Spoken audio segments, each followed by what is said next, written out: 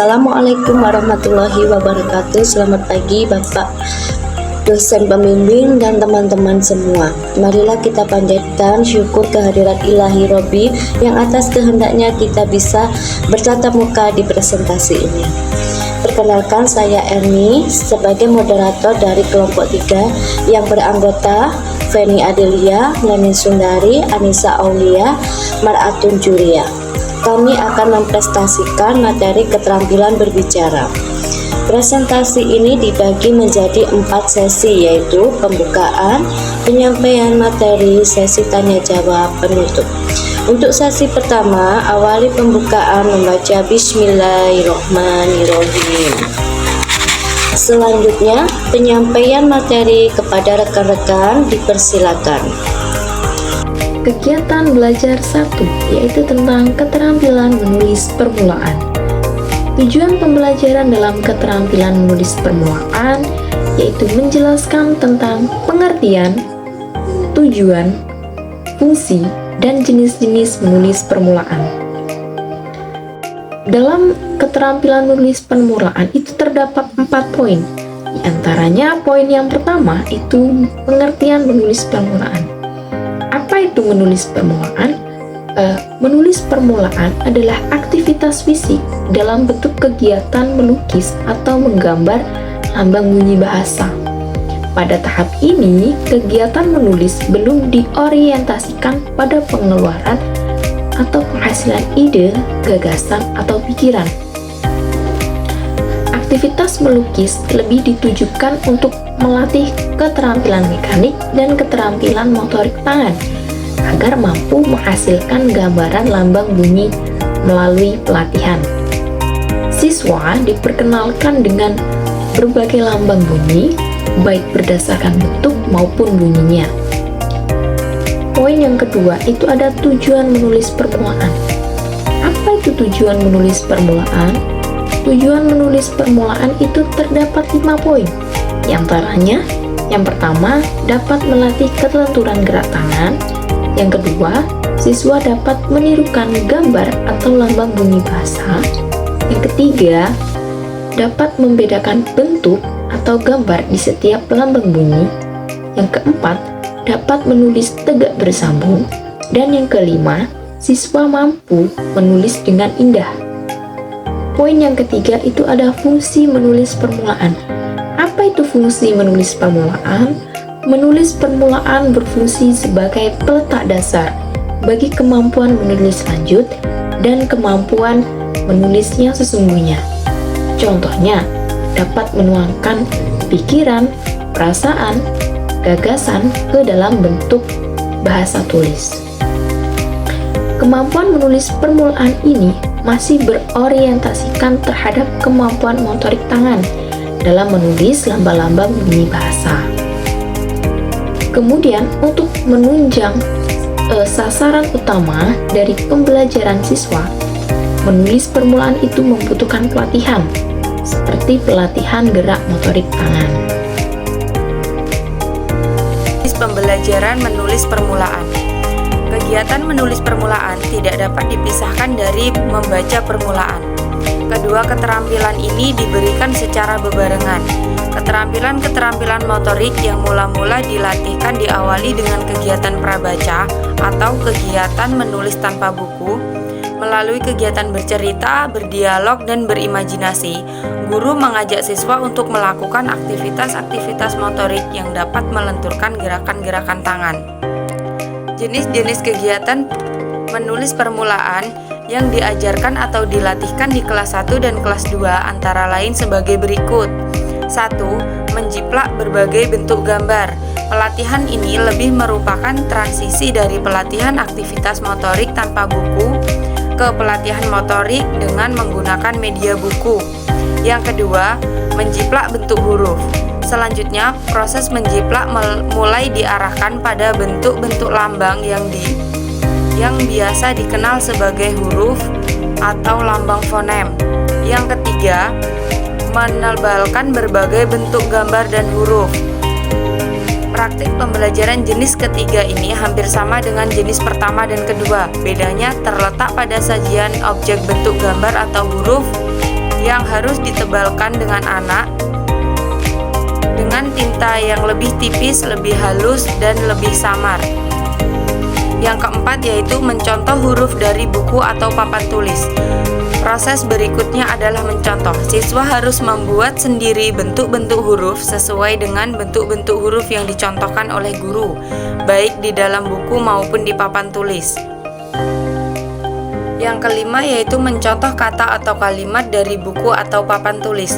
Proses yang sama seperti butir 4 dilakukan terhadap objek yang berupa kata atau kalimat sederhana. Kata atau kalimat yang dicontohkan ditulis dalam bentuk tegak lepas-lepas, bukan tegak bersambung. Yang keenam yaitu mencontoh teks sederhana dari buku atau papan tulis.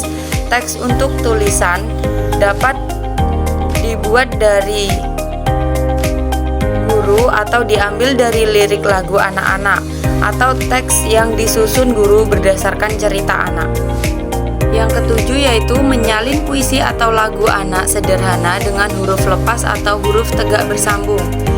Mencontoh sama dengan meniru, artinya hasil yang dicontoh harus sama atau mendekati persamaan dengan apa yang dicontohkan. Sementara menyalin tidak perlu sama persis. Jika yang dicontohkan menggunakan huruf tegak bersambung, anak dapat menyalinnya dengan huruf lepas-lepas atau dengan huruf tegak bersambung lagi. Yang kedelapan yaitu menulis kalimat sederhana yang didiktekan oleh guru. Kegiatan ini selain dimaksudkan untuk melatih gerakan motorik tangan anak, menilai kemampuan anak dalam mengenali bentuk-bentuk lambang bunyi, juga melatih aspek pendengaran dan kemampuan reseptif dan menerima rangsangan bunyi yang berupa ujaran-ujaran bermakna. Yang kesembilan yaitu melengkapi kalimat berdasarkan gambar. Jenis penulisan permulaan tipe ini sudah mulai menyertakan ide atau gagasan anak yang dipandu dengan rangsangan gambar. Meskipun belum menunjukkan pemproduksian ide secara bebas, namun anak sudah dilatih untuk mengekspresikan pikirannya secara personal. Yang ke-10 yaitu melengkapi cerita sederhana dengan kata yang tepat. Melengkapi cerita sederhana dapat dilakukan dengan beberapa cara, yaitu teknik isian rampung, close prosedur dengan bantuan gambar atau pengganti lesapan, teknik isian rampung dengan pilihan kata sebagai pengganti lesapan. Kemudian teknik isian rampung dengan isian bebas yang biasa ditandai dengan tanda titik-titik sebagai pengganti lesapan. Melanjutkan cerita berdasarkan rangsangan gambar, baik gambar secara tunggal maupun gambar berseri. Yang ke-11, menulis kalimat sederhana yang didiktekan guru dengan memperhatikan penggunaan huruf kapital dan tanda titik.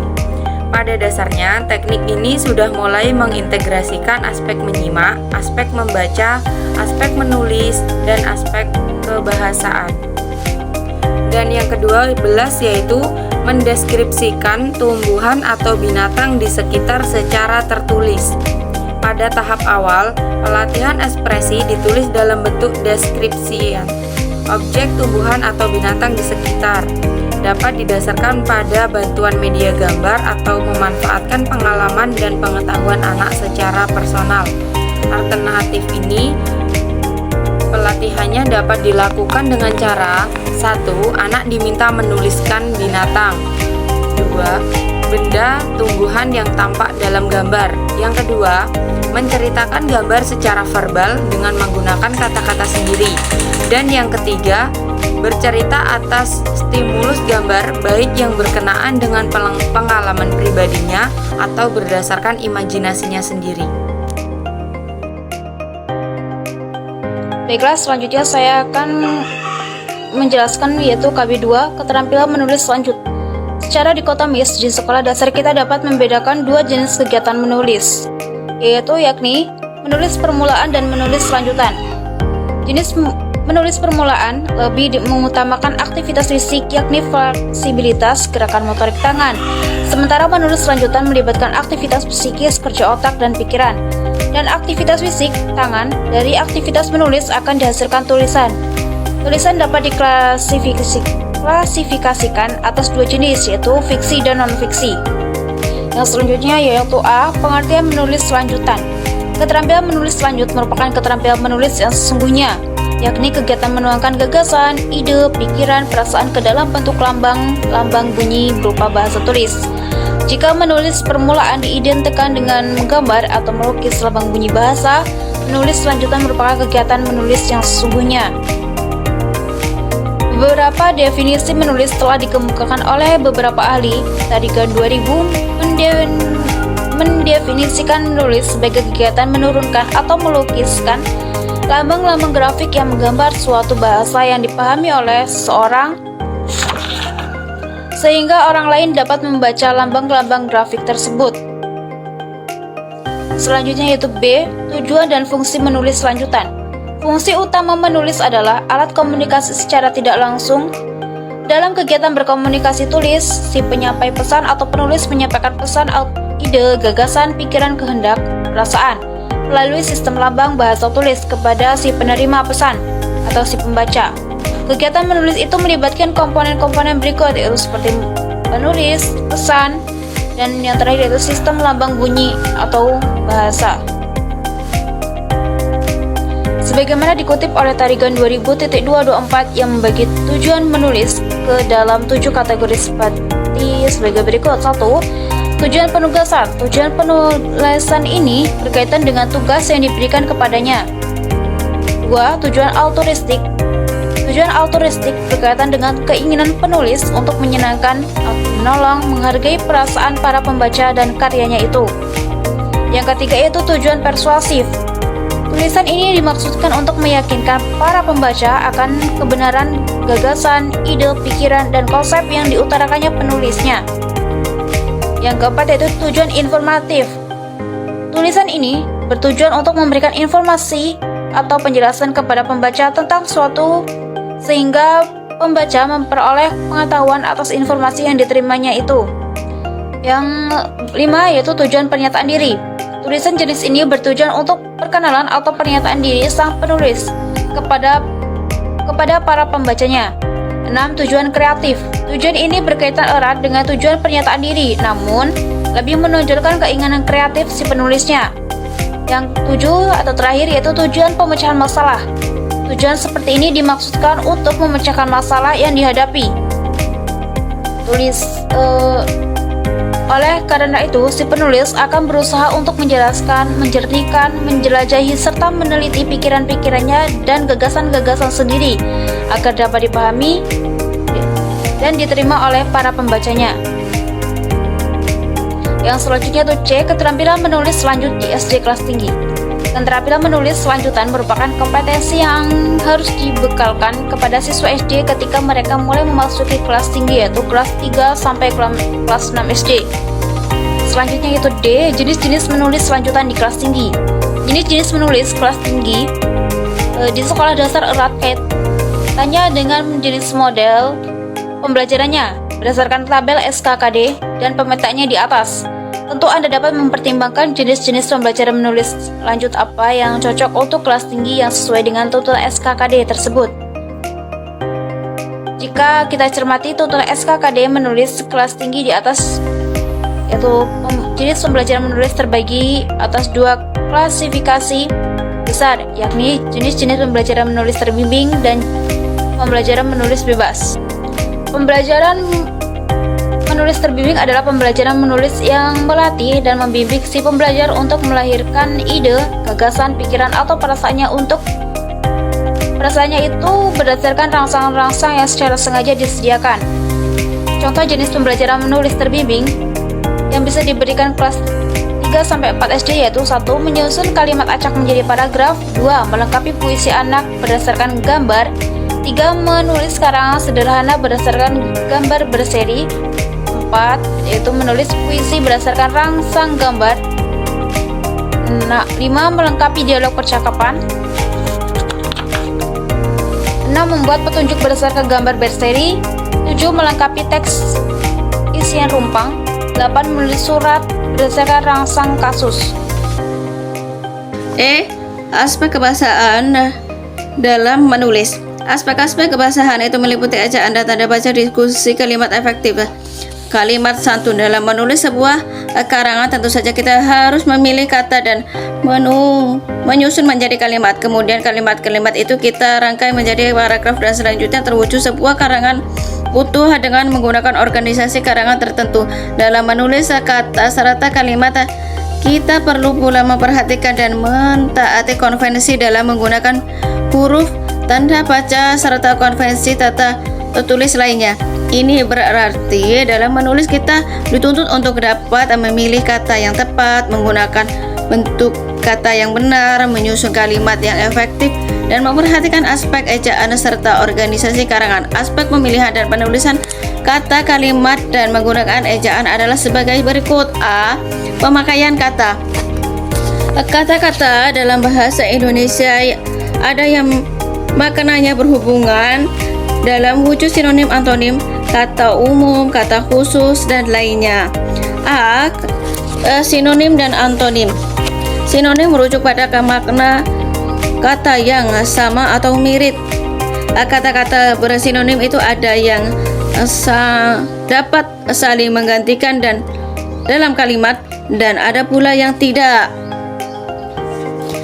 B. Denotatif dan konotatif. Ketika kita mendiskusikan pemakaian kata-kata yang bersinonim, kita mendapati dua atau tiga kata yang memiliki makna leksikal sama, namun dalam pemakaiannya memberi kesan atau nilai rasa yang berbeda-beda.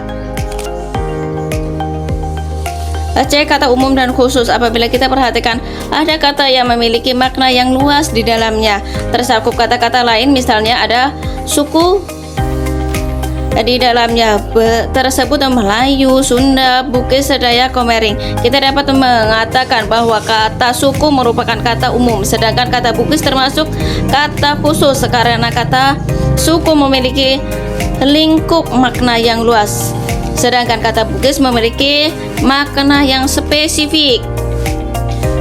D. Kata konkret dan abstrak. Kata yang bermakna abstrak dan ada pula yang bermakna konkret. Kata abstrak mempunyai referen berupa konsep, sedangkan kata konkret mempunyai referen berupa objek yang dapat diamati. Oleh karena itu, kata abstrak lebih sulit dipahami daripada kata konkret. E. Kata populer dan kajian. Istilah kata populer dipakai untuk menunjuk kepada kata-kata yang bisa dipakai dalam komunikasi sehari-hari, sedangkan kata kajian merujuk kepada kata-kata yang dipakai dalam komunikasi ilmiah atau komunikasi profesi tertentu. F. Kata asing dan serapan. Kata asing adalah kata yang berasal dari bahasa asing yang bentuk dan pengucapannya yang dipertahankan seperti dalam bahasa asalnya. Sementara kata serapan adalah kata-kata yang berasal dari bahasa asing, namun bentuk dan pengucapannya sudah disesuaikan dengan struktur dan pengucapan dalam bahasa Indonesia. Penulisan kalimat. Berikut ini ada dibicarakan hal-hal yang berkaitan dengan penulisan kalimat dalam karangan. Kita sering mendengar pertanyaan bahwa seorang penulis hendaknya menggunakan kalimat efektif dalam tulisan. Hal ini dimaksud agar tulisan tersebut mudah dibaca, namun perlu dicatat bahwa kalimat efektif mutlak diperlukan untuk tulisan-tulisan yang bersifat eksploratoris dan argumentatif. Namun untuk tulisan-tulisan yang bersifat naratif dan puitis, syarat pemakaian kalimat efektif tidak sepenuhnya benar. A. Unsur subjektif dan predikat. Dalam sebuah kalimat yang efektif sekurang-kurangnya dapat unsur subjek dan predikat. B. Kehematan sebuah hubungan subjek dan predikat dalam kalimat harus jelas. Juga pemakaian unsur bahasa dan tulisan eksploitasi dan argumentasi hendaknya tidak berlebihan. Dengan kata lain, sebuah kalimat yang efektif harus memenuhi syarat kehematan dalam pemakaian kata. C. Kesejajaran. Syarat lain yang harus dipenuhi oleh sebuah kalimat yang efektif adalah kesejajaran bentuk. D. Kevariasian. Dapat kita bayangkan bagaimana jadinya bila kalimat-kalimat yang digunakan dalam sebuah karangan seragam. Mungkin Anda akan bosan membaca walaupun hanya 10 menit saja. Penekanan dalam menulis sering kali ada unsur-unsur yang ingin kita beri penekanan dibandingkan unsur lainnya. Penekanan ini biasanya diwujudkan dengan cara meletakkan bagian yang mendapatkan penekanan itu pada awal kalimat. 3. Penggunaan ejaan. Yang tidak kalah penting dalam menulis adalah abstrak ejaan dan tanda baca. Seorang penulis harus memenuhi konvensi di bidang ejaan suatu bahasa apabila menginginkan tulisannya mudah dibaca dan diterima. A. Pemenggalan kata. B. Penulisan kata depan. C. Pemakaian tanda baca. Dan E. Menulis paragraf. Karena karangan terkecil adalah sebuah paragraf. Ini dapat dimaklumi karena sebuah paragraf memiliki sebuah gagasan utama, disebut juga topik utama atau pikiran umum yang disampaikan kepada pembaca melalui serangkaian. Penyampaian materi dipersilakan kepada teman-teman lainnya untuk bertanya, dan dimohon untuk Bapak dosen pembimbing atas masukannya kepada presentasi kami hari ini. Saya tutup. Kami dari kelompok 3 mengucapkan banyak-banyak terima kasih atas waktunya. Wassalamualaikum warahmatullahi wabarakatuh.